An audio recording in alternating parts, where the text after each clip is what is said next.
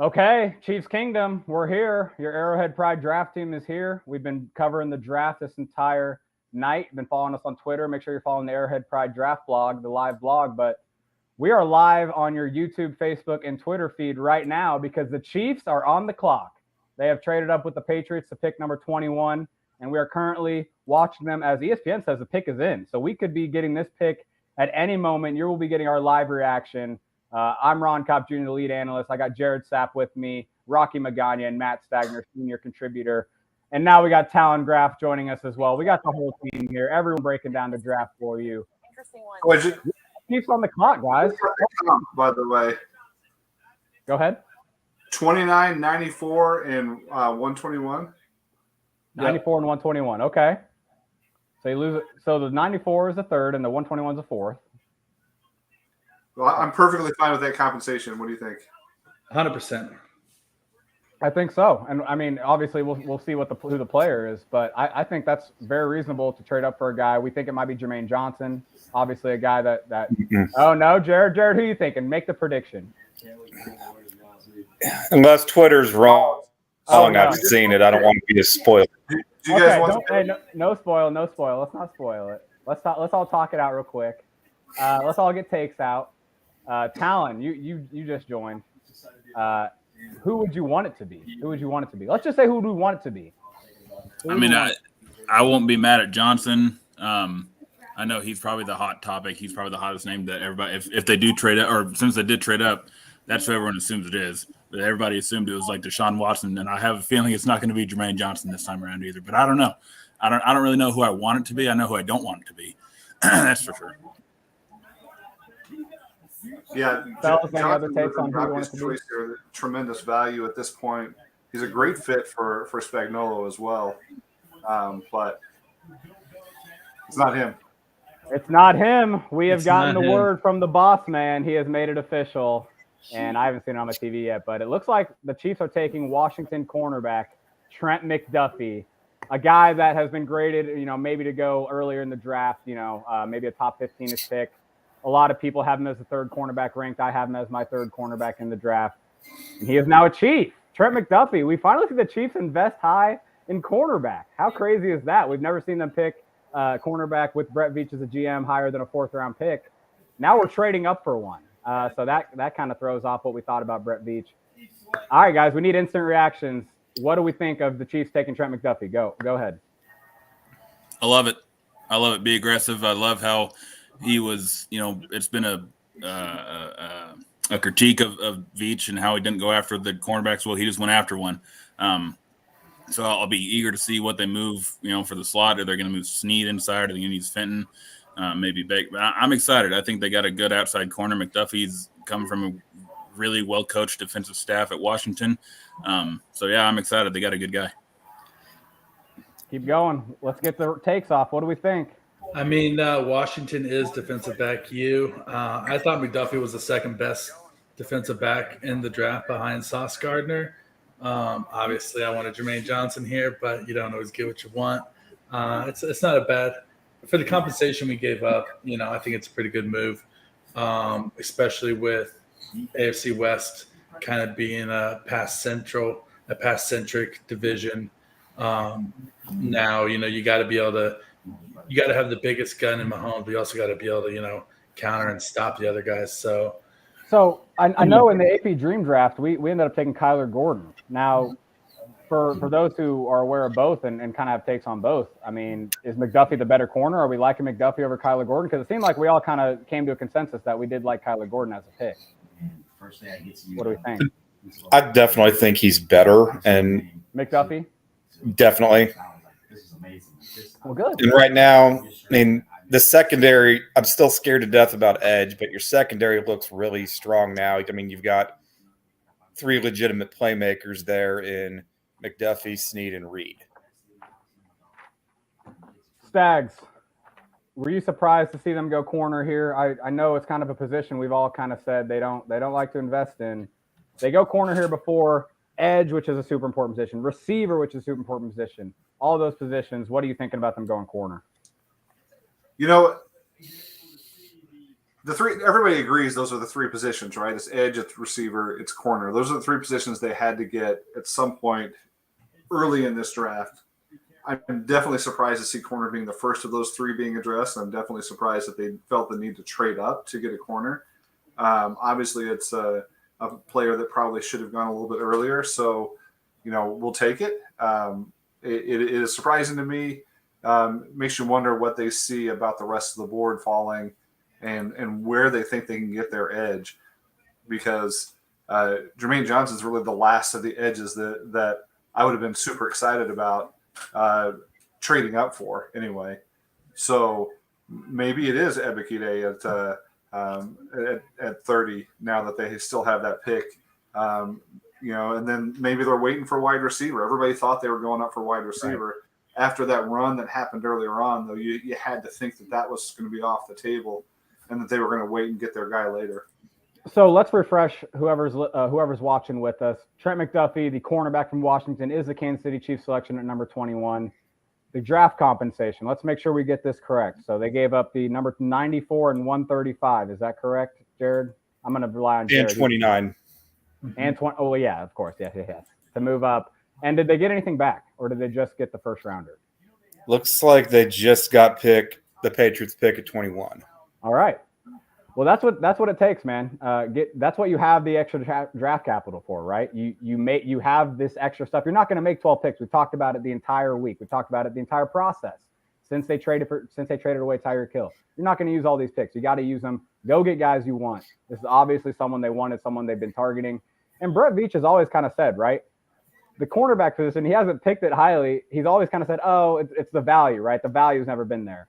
Well, this makes sense that this is a good value. We talked about in this pre-draft press conference that there's only a certain amount of first-round picks in that 19 through 21 range. If a first-round graded talent falls in that range, they would make a move to go up for him. It's obvious that McDuffie was a first-round talent for them, and that's why they thought it was worth it to trade up and go get him. I think it shows you that the Chiefs got their guy. They got a guy they really, really wanted, and I think that's always kind of encouraging. But I don't know, man. It is, we just talked about it a little bit, but passing up on edge rusher is a little scary. Now we have Karlaftis, Boye Mafe, and Arnold Ebikade still on the board. Quay Walker just went to the Packers here at number 22. So edge rusher, out of those three, who are we hoping the most? I know Johnson's probably all of our favorite, but I mean, are we really wanting to stick there at edge rusher? Are we thinking another position maybe because edge rusher there is still a good amount of them left? Maybe you wait until day 2. I don't know, fellas. What are we thinking when it comes to the Chiefs' next pick? Because it's coming up pretty quick. Would they trade up again? Yeah, I'm saying jump again, man. If he's up a couple more spots and get Johnson now, maybe they know something we don't. But obviously, they know something we don't. But that'd be really interesting. Yeah, well, that's the thing. They got Buffalo to deal with twice now. It looks like. What happened here? Oh, wait. Buffalo's the number 23 pick. Somehow I must have missed that. They traded with Baltimore. Mm-hmm. When did that happen? Because that was the trade. That was the pick Baltimore got for the Marquise Brown trade with Arizona. So wow, okay. So we got so many trades we can't even keep up with it. Buffalo's got 2 picks. They're a team that always is willing to go edge rusher. They could also take corner, although now the Chiefs are kind of off that corner train. They could also take receiver to potentially. We've talked about running back Breece Hall as a potential, but. I don't think you have to trade up for Breece Hall, though. If you're going Breece Hall, you don't have to trade up for him. Right. Nobody else is going to take him. It looks like the Bills gave up the 25th and the 130th to move up. Oh, okay. So they traded up from 25 to get in front of Dallas. Okay. Well, no, let's get back to the Chiefs' perspective here because we did just see them take Washington cornerback Trent McDuffie for anyone who's just joining us. The third-ranked cornerback consensus-wise for a lot of the draft community. I have the consensus board right here. He was the overall 18th player in the draft. The Chiefs got him at 21. So that's, right away, that's good value there. So cornerback position. Now we have 3 starting corners. We got Rashad Fenton, we have L'Jarius Sneed, and we have Trent McDuffie as the 3 corners. You feel good about that? Is that a pretty good corner trio? Is that the best corner trio we've seen in Kansas City in a while? I don't know. What do you guys think about that? It has that potential, but also thinking about draft strategy, we talked about some of these positions where they might need to double up, where you might need to go, multiple picks. In some ways, taking the corner off the board this early means that they can wait. If they need to double, they may not need to double up at all, or if they do, the next corner or the next defensive back they could take much later in the draft. I think if there's some positions where if they had taken an edge or a receiver, you'd probably still need another one later. So it's interesting to just see if we can just check off that need off the list, and then based on the pre-draft visits, they're looking at those small school late round corners. Yep. So it very easily could be sort of bookends here. You take your main corner earlier, then you take a swing on a guy in the 7th round to round out that room. So we might be able to ignore the cornerback position for at least a day or two. I think that's a great point. I think you're right. I definitely think that's correct because they traded up for him. So it's not like you're taking a guy on day 2. Like, okay, we hope he can start. We hope he can give us good stats. No, you made this trade up. It's like trading up for a quarterback. It's like why the 49ers were crazy last year to trade up for a quarterback and then never really play him and not really give him a chance. It's like if you're trading up for a dude, that's your asset. Give him the chance to play right away. And so, yeah, those 3 cornerbacks are set. Those 3 cornerbacks, I mean, those are the guys. I think they've all proven enough to earn that right. So, yeah, I mean, any other takes on the cornerbacks or just – I mean, I don't know. I was going to ask the group, what do you think about McDuffie versus Elam? Elam was the guy most linked to the Chiefs most recently. He had the blazing 40 time. How do you compare the two? Oh, man, I am stoked that they went McDuffie over Elam. I feel like Elam was a guy who played his best football 2 years ago. And that's one of the reasons why I wasn't super high on Stingley Jr. either. I want a guy who's progressively getting better at the position and showing that he can be a lockdown guy. And I mean, McDuffie's still young. I think he's only 21 years old right now. I mean, I think that I don't think they're in the same class, honestly, Stags. I think that McDuffie's your guy who steps in day 1 and plays, and I think Elam's a crapshoot. I have a question about McDuffie, though. I mean, and I'm already kind of seeing it on Twitter and some reactions. How concerned are we about the arm length? 29 3/4 is not long. Yeah, but that is the thing. I think I am very guilty of this. I think we pigeonhole the Chiefs a lot into these bigger corners. When at the same time, the more you think about it, with Spags with Spags' tendency to blitz a lot, with Spags' tendency on 3rd downs to kind of get creative and leave his corner sometimes just on an island in man coverage. We saw that a lot, last year towards the end of the season, right? Maybe they're sacrificing a little bit of that size, that arm length, for just a guy that's just a better cover corner, right? Just a better overall, just in coverage, more comfortable, more fluid. I think maybe they're sacrificing a little bit of the prerequisite we talk about all the time, that physicality, that aggressiveness. McDuffie, I think he is more of just a coverage, more of a finesse player, I would say, probably. So I think it shows you that they're valuing pass coverage a little more than what we kind of think of in cornerbacks. Because like a guy like Martin Emerson, he was one of my favorite guys, but I'm gonna be honest, one of his weaknesses is just straight up covering a dude man to man, and so that is a pretty big weakness in the NFL to not be that great at. You know what I'm saying? And I think the Chiefs, McDuffie's not a man to man corner. He's not a guy that Washington, that's a zone defense, but I think he is just a more fluid athlete. I think those short arms, I think they're sacrificing that for the more the athleticism, more the coverage ability maybe they're getting from him. So that's just what put him down as a trend buster in both regards. The fact that they took a corner in the 1st round and the fact that they took a corner without big long arms in the 1st round. He is a mid 4.4 guy though, so he's got a little bit more speed than guys like Trevarius Ward that they've had in the past. Right. So if you're getting a better coverage guy with a little bit more speed and athleticism, maybe you can sacrifice the size a little bit. I mean, and we're talking about a guy who is a Power 5 conference guy, and he averaged giving up 10 yards receiving a game last year. They didn't go his way a lot. They only threw the ball his way 36 times last year, but only 16 of those were complete for 111 yards in 11 games. So people didn't have any success, I guess, if he didn't give up a single touchdown over the last 2 years. How do you compare him against Gordon, his running mate there? I think Gordon's the more physical freak type of guy, right? He was on Feldman's Freaks the last 2 years in a row. He's taller, he's longer, but maybe McDuffie's the more natural ball player. Yeah, and I think Gordon, we could have profiled maybe a little more, and I think McDuffie probably has that versatility too, maybe to play in the slot a little bit. But I think we were kind of thinking Gordon could contribute in the slot a little bit, just because of that. You said the physical freakness. I think that kind of contributes to it a little bit. McDuffie does feel like more of just a pure outside corner. You stick him on the perimeter, and that's what he's going to do. Which it does seem like that's what Spags traditionally has done. Snead has kind of been a unique player for him in terms of a guy that switches from slot to the outside. It seems like in Spags' traditional defense that has been your perimeter corner, you stay outside, that's where you're playing. And so it seems like McDuffie is going to be kind of that way, but he does, he's just an overall good athlete to where I could see him still playing wherever they need him to. I think he's a high intelligent football player too, I would think. I think just in terms of that Washington defense, there's a lot. They get a lot of guys out there. They get a lot of guys into the NFL from that defensive secondary. So he came up in the right place. Yeah, McDuffie, man, that's pretty crazy. We're getting on the board here too. We're getting closer. We're at 24 with the Cowboys.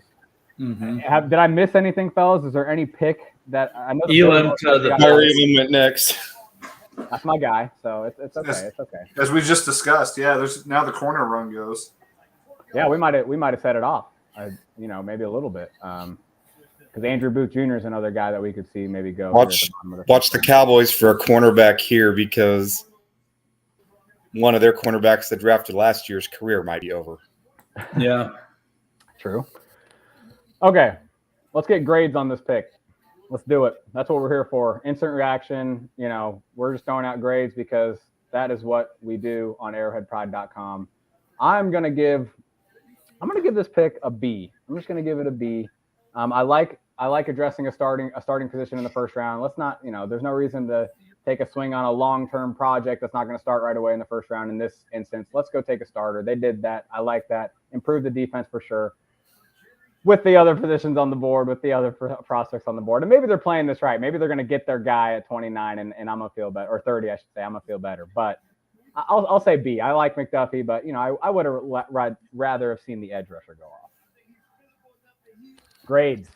Yeah, I'll go B plus, a little bit higher. I like the upside. I think he's going to have a really good career. I think this is going to be a really solid pick.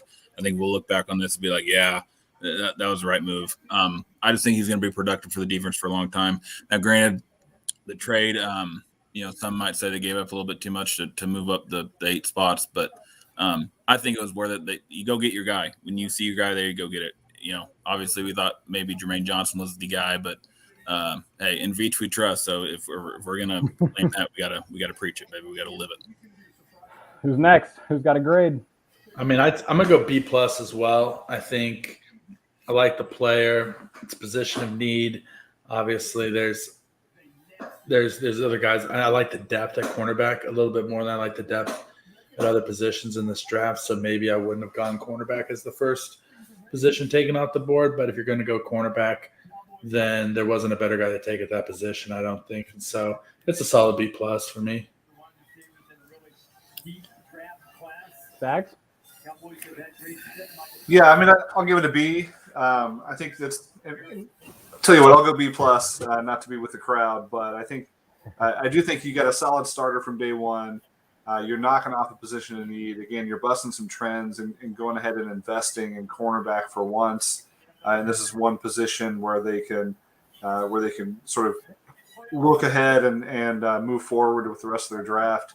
I'm going to wait and see how the rest of it plays out. Maybe depending on how they use their next couple of picks, maybe that grade could go up a little bit if there's a master plan in place here that lands them a top edge at 30 and a wide receiver at 50, or some moves in between. Then all of a sudden, maybe this is an A. But for now, BB plus I think is the right range. Jared, you're last up. What do you think? I'm going to give it a B plus. There's been a lot of talk about just how you've got to go out and get a receiver because the price for them is just going up and up, and we're even seeing that tonight with how much money A.J. Brown got. I don't think there's enough talk about what's happening with cornerback salaries. Look what Denzel Ward just got. So I think it's a good position to target, and I like that they went and got their guy, went and got a player who I didn't really think a lot about because I didn't think the Chiefs would really have a chance to get him. Mm-hmm. And I think they did a good job of identifying a need and getting one of their needs taken care of now to where they don't have to double dip tomorrow. Yeah, no, hey, I'll be honest. Hand up. I watched Kyler Gordon much more than I watched Trent McDuffie. I watched the Washington tape one time and kind of just put my focus more on Kyler Gordon, just thinking, hey, McDuffie, I just figured he might be out of the question, or they may not be trading up for a cornerback, as we know in their history. So I kind of knew this would happen where, they obviously pick a guy that, I wasn't expecting them to, but that's the beauty of the draft, right? I don't think anyone really, this is one of the last last prospects we probably would have expected them to pick. And that's the fun of it, man. He's probably going to end up being a guy we all love and love to root for. So last year I was shocked. Oh, go ahead. Yeah, that's what usually happens in the draft, right? They address the positions we expect, but not with the guy that we thought they would. Right. I also just saw on Twitter, Cynthia Freeland tweeted out McDuffie allowed 3.1 yards per target last year, which is the best in FBS with at least 30 targets. So, again, you're getting a guy who's a shutdown corner in a lot of ways.